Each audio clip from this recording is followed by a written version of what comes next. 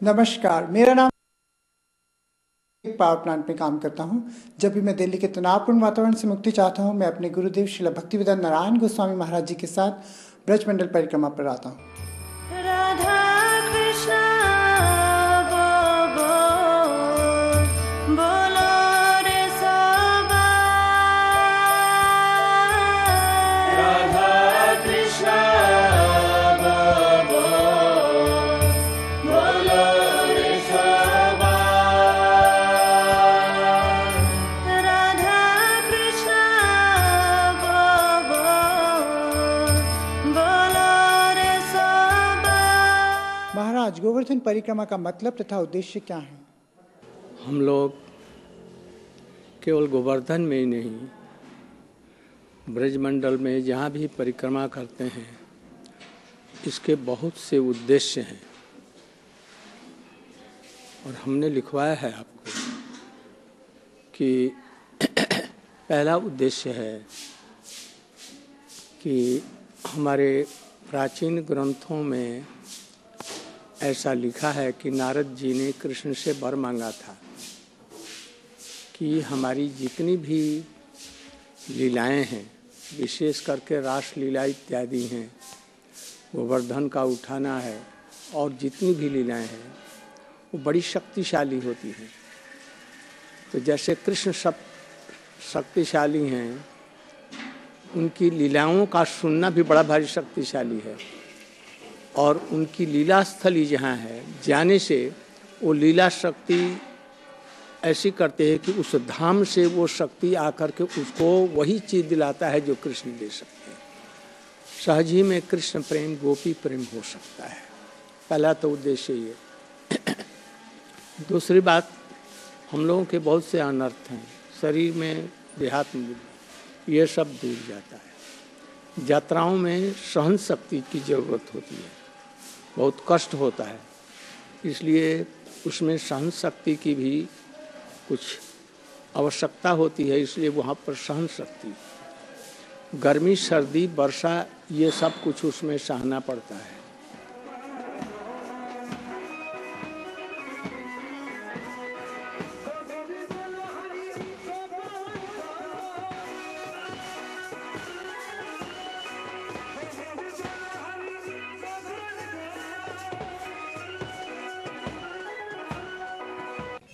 आने का पहले तक इंद्र को सब पूजा करते थे, लेकिन अभी मैं स्वयं आ गया। लेकिन अभी ये नंद बाबा, मैया जसोदा, वृषभानु महाराज, कृतिका सुंदरी, श्रीमती राधा रानी, ललिता विशाखा, रूप मंजरी, रति मंजरी और जितने दाम वसुदाम, इंद्र इनको भी अपना प्रजा समझता है। देखो कितना अभिमान इसका इंद्र का, जो मैं स्वयं नंद बाबा का जहाँ स्वयं जूती धारण करता हूँ, जहाँ पर मैया जसोदा मेरे कान को ऐंठ देती है, जहाँ पर मैं स्वयं ब्रज गोपियों के पास में स्वयं ऋणी मान करके न पार है अहम निरबद्ध संजुजाम अजत किंकरी से बहुत सा खलुका गुमाई। जब राधा जी का तो बात छोड़ दो, राधा जी का सखियों के चरण में भी मैं गिड़गिड़ाता हूँ। लेकिन आज इंद्र का इतना अभिमान, इंद्र पद मैंने वामन अवतार में इंद्र को मैंने ये इंद्र पद दिया है। ये मेरा इंद्र तो मेरा एक विभूति मात्र इंद्र है, ये तो मेरा एक विभूति है। लेकिन अभी इंद्र का यह अभिमान हो गया, ये सारे ब्रजवासियों का मैं मालिक हूँ और ये सारे प्रजा है। इतना घमंड है, इसलिए इसका घमंड को उतारना पड़ेगा, इतना अभिमान को चूर्ण करना पड़ेगा। इसलिए कृष्ण यह सोच करके उन्होंने कहा ऐसे बात नहीं हो सकता है जो कि ये पूजा करेंगे इंद्र को। लेकिन ये जो गिरिराज गोवर्धन कौन है? ये मुख्य था कृष्ण चंद्र को ये गिरिराज गोवर्धन की श्रेष्ठत्व स्थापन करने के लिए। कल हम लोगों ने श्रवण कर रहे थे गिरिराज का महिमा। इनका बहुत सारी स्वरूप है। एक स्वरूप में तो जब ब्रह्मा, विष्णु, महेश ये तीनों ने कठोर तपस्या किया राधा कृष्ण के, तब राधा कृष्ण जब संतुष्ट हो गए, बोले क्या चाहते हो? कहते प्रभु आपका चरण की हम सेवा चाहते हैं, कृपा करके आपको ऊपर में, हमारा ऊपर में आप लीला कीजिए। इसलिए स्वयं शंकर जी नंदीश्वर रूप में वो स्वयं नंदीश्वर बन करके नंदगाम बन गए, स्वयं ब्रह्माचल बन करके स्वयं बरसाना बने। और ये गिरिराज कौन है? कहते ये स्वयं विष्णु है। ये विष्णु स्वयं गिरिराज रूप धारण करे। केवल एक स्वरूप विष्णु नहीं, ये और एक स्वरूप में स्वयं ये कृष्ण है। इसलिए श्रीमान चैतन्य महाप्रभु रघुनाथ दास गोस्वामी को ये गिरिराज शिला देकर कहते, क्या बोलते हैं, कहते ये गिरिराज है रघुनाथ, ये गिरिराज कृष्ण है। और गुंजामाला कहते ये स्वयं श्रीमती राधा रानी। इसलिए गिरिराज कौन हो गए, ये स्वयं कृष्ण चंद्र हुए, स्वयं कृष्ण चंद्र।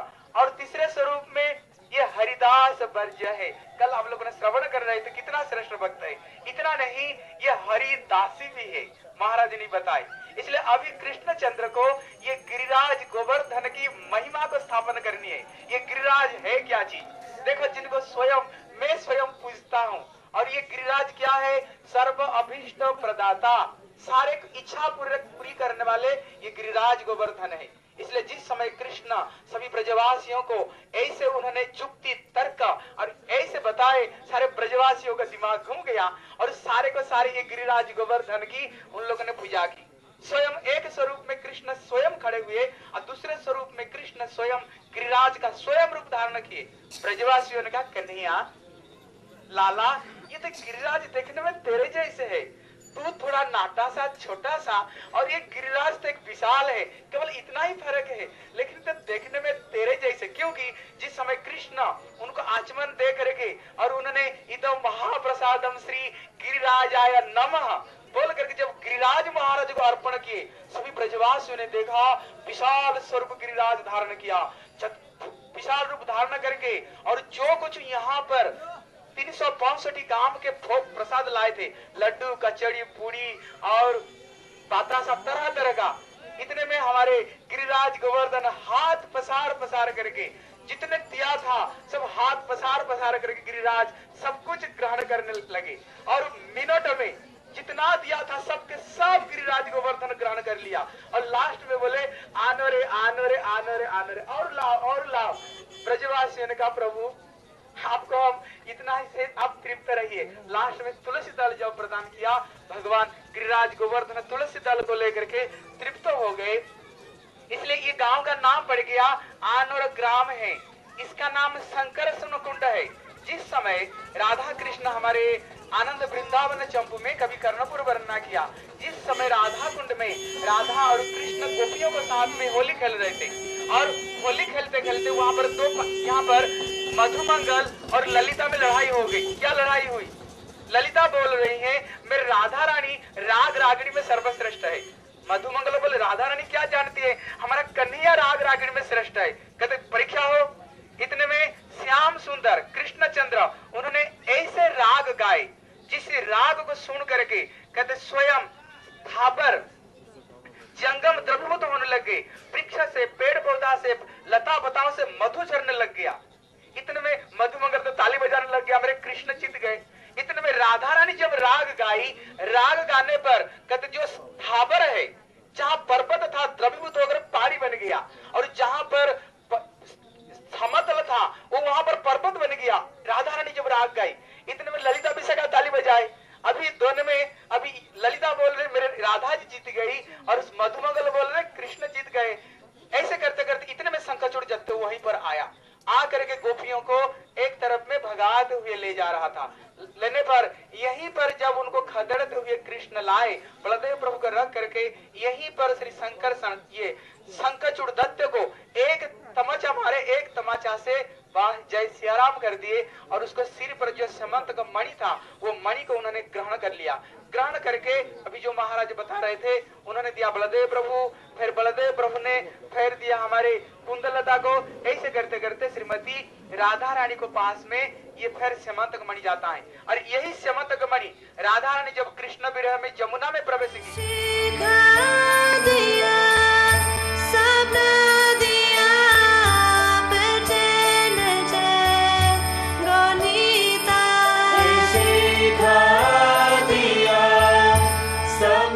प्रेम नदिया की सदा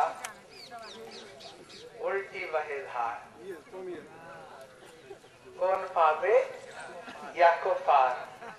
प्रेम नदिया की सदा उल्टी बहे धार। जो प्रेम की नदी है वो हर समय उल्टी बहती है।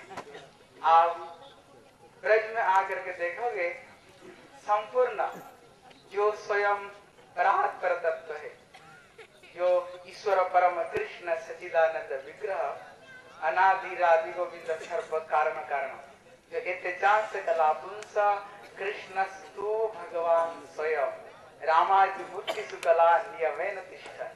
लेकिन वह परात्पर तत्व अनंत कोटि अखिल विश्व ब्रह्मांड के अधिनायक जो स्वयं संपूर्ण है, आज हुए ब्रजवासियों को प्रेम में ऐसे बंध गए अपना भगवता को छोड़ करके संपूर्ण ब्रज प्रेम में यहाँ पर गोता लगा रहे। इसलिए ब्रज में जहाँ जहाँ पर आप लोग जाओगे, अभी रंगली गली से आए हो, कौन सा रंगली गली है जहाँ पर संपूर्ण श्रीमती राधा रानी, जहाँ गोपियां अपना प्रेम रूपी रंग में कृष्ण को रंगा दिया करती थी, अपना अनुराग रूपी रंग में, अपना भक्ति रूपी रंग में जहाँ पर संपूर्ण रंगा दिया है, वह रंगली गली है। और इसका नाम क्या है?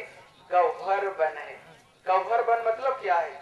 जहाँ पर अत्यंत अत्यंत प्रिया प्रियतम की अत्यंत गंभीर से गंभीर लीला हुआ करता था, जहाँ पर ब्रह्मेश्वरादि सुदुरूह पदारविंदम, जिन लीला में ब्रह्मा शंकर उद्धव नारद आदियों के लिए भी भ्रष्टैरपि सुदुर्लभ, उनके लिए भी बड़ा दुर्लभ है।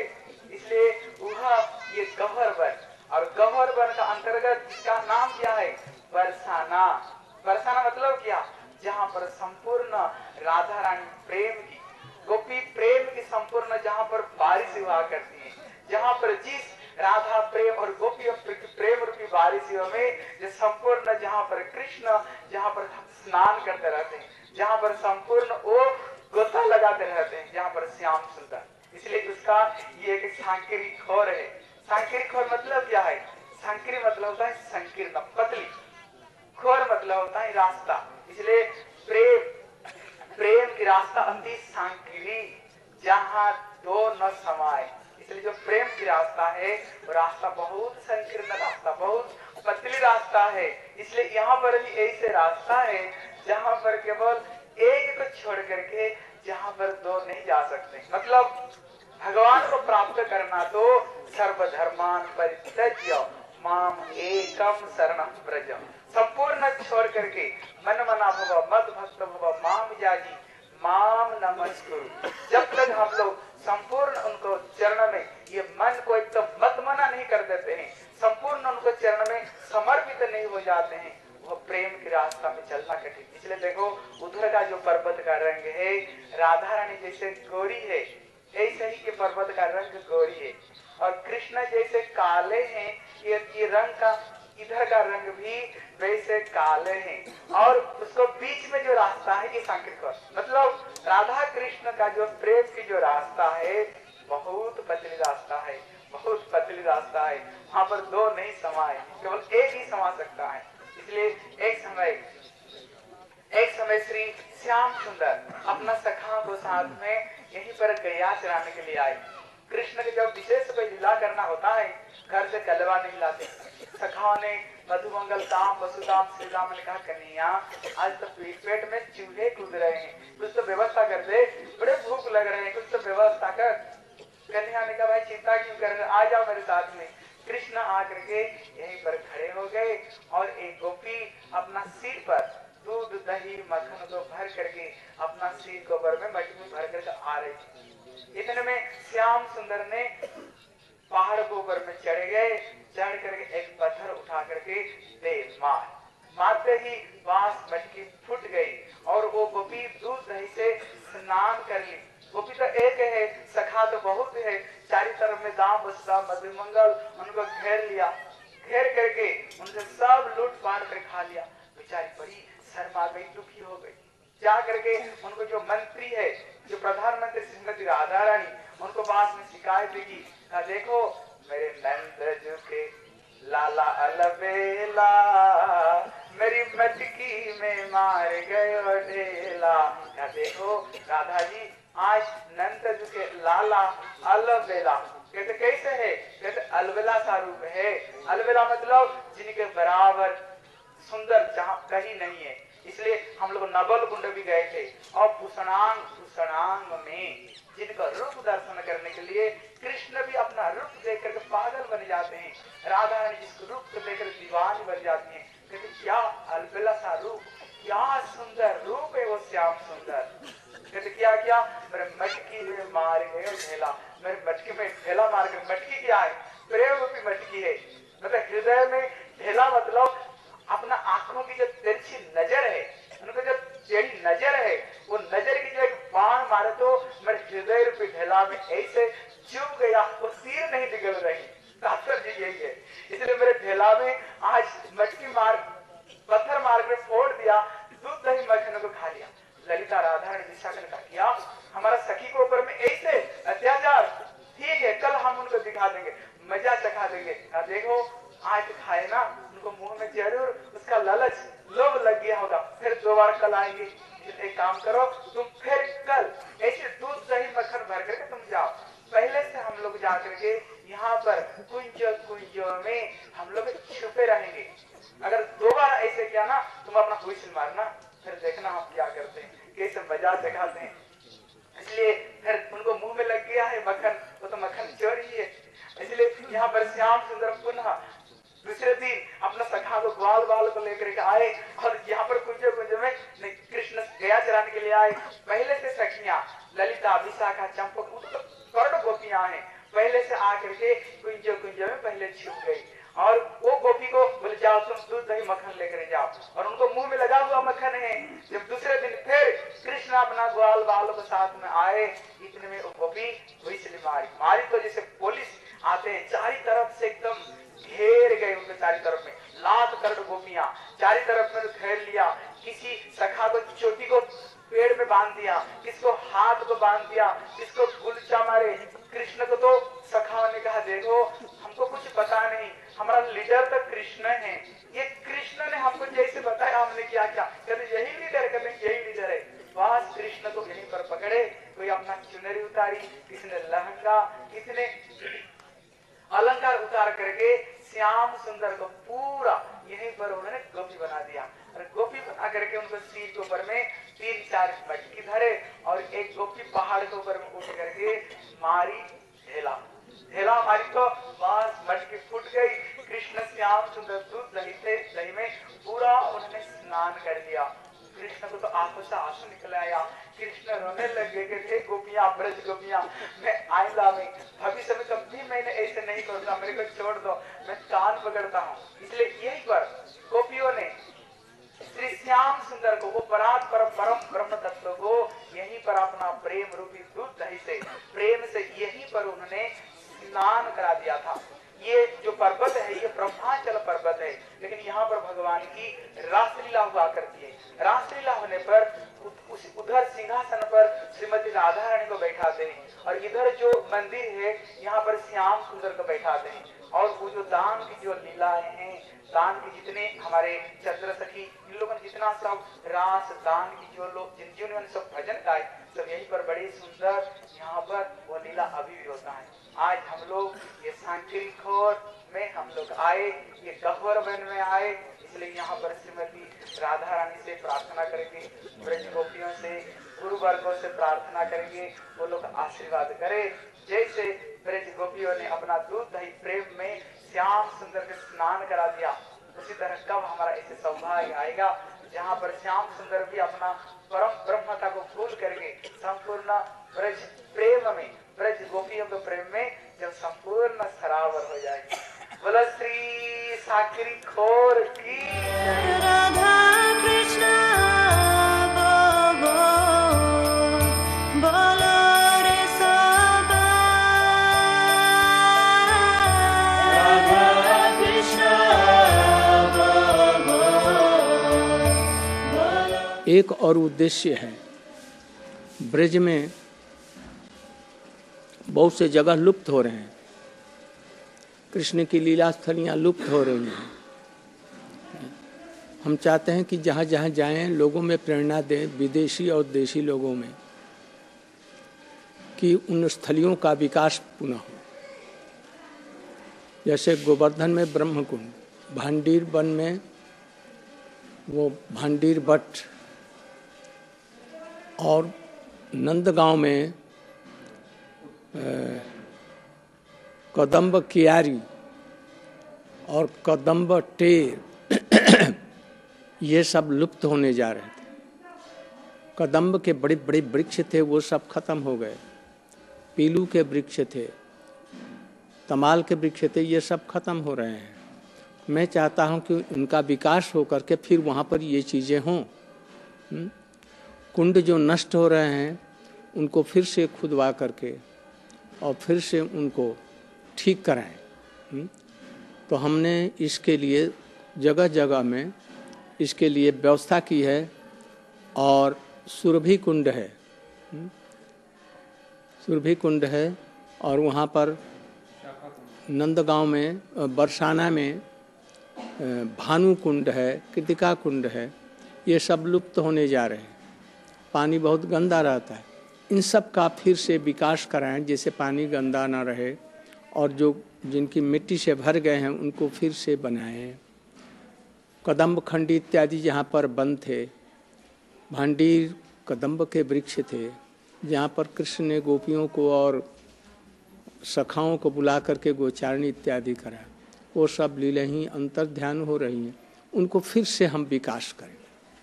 एक और बात है, ब्रजवासी लोग जो पंडे कहलाते हैं और बरसाना है और सब जगहों के, मथुरा के, ये लोग अपना यात्रियों से पेट तो भरते हैं किंतु एक पैसा इस विकासों के लिए नहीं दे रहे, और इसके बदले में पान, बीड़ी, सिगरेट, अफीम, गांजा, भांग सब का सेवन करते हैं। वो भीख मांगते हैं, उनके बच्चे भीख मांगते हैं। इसलिए उनमें प्रेरणा दें कि ऐसा करना। बहुत ही विदेशों से लोग आते हैं हमारे भाषणों से, और यहाँ आकर के देखते हैं तो उनकी श्रद्धा ब्रज पर नष्ट हो। यही ब्रज है, इसलिए लोगों में प्रेरणा हो कि ये सब लोग छोड़ करके शुद्ध बने, अपने बच्चों को पढ़ाएं, उसके लिए शिक्षा का स्तर भी बढ़ाया जाए और स्कूल कॉलेज भी खोले जाएं जिससे ये सब चीज़ें हों। आपका मेरे साथ परिक्रमा में आने के लिए बहुत बहुत शुक्रिया। उम्मीद है कि भविष्य में हम फिर मिलेंगे। नमस्कार।